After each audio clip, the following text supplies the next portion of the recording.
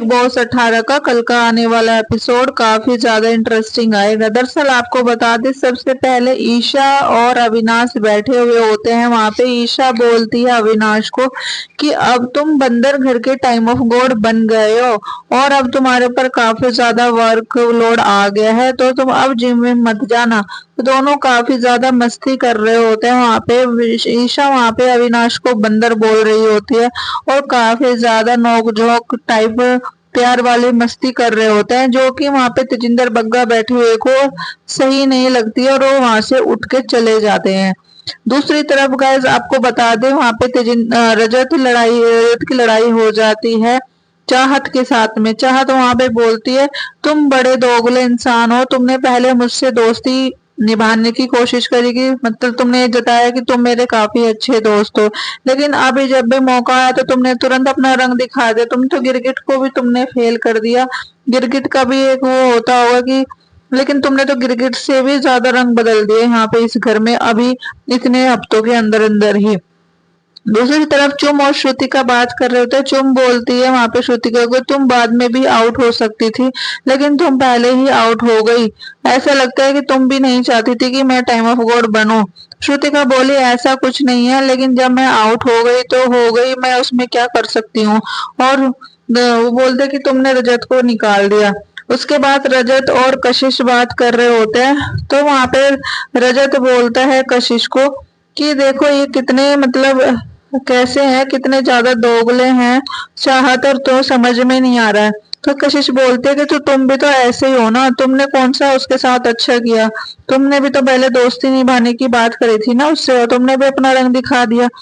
उसके बाद वो श्रुतिका यहाँ पे विवेन को पूछती है कि तुम मुझे ऐसे ऐसे बोल रही है और अभी वो मुझे मतलब ऐसे ठहरा रही है कि मैंने गलत कर दिया। तो भी विवेन वहां पे बोलता है कि तुम उसके बोलने दो, जो भी वो बोल रही है उससे कोई फर्क नहीं पड़ता।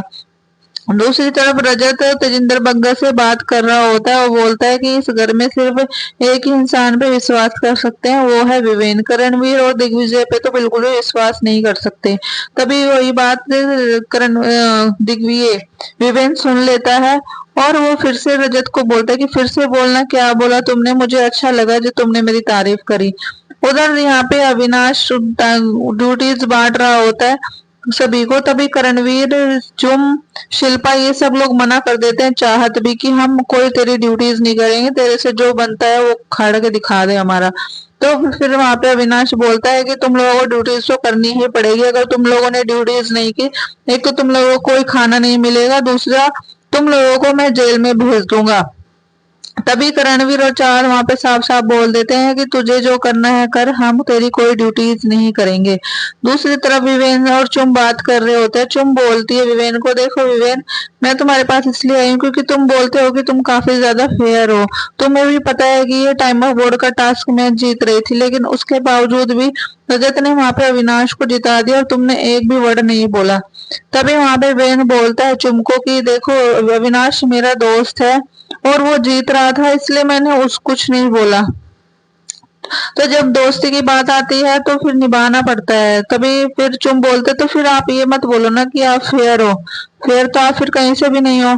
आप तो मौके का फायदा उठाने वाले बंदे हो कि आपने, आपको मौका मिला तो आपने फायदा उठा लिया, आपके लिए सही गलत तो कुछ है ही नहीं फिर।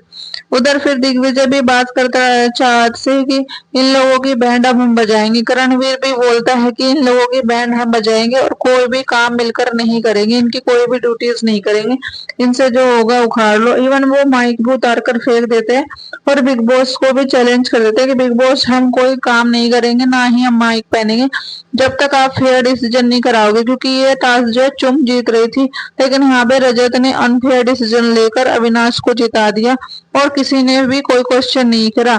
आप हमें अभी के अभी कन्फेशन रूम में बुलाइए और इस चीज को सॉल्यूशन दीजिए इसका, नहीं तो हम माइक नहीं पहनेंगे, ना ही कुछ भी काम करेंगे। सभी के सभी करणवीर का साथ देते हैं इसमें। चुम चुम चाहत, शिल्पा, करणवीर ये सब लोग कर देते हैं, माइक उठा देते हैं।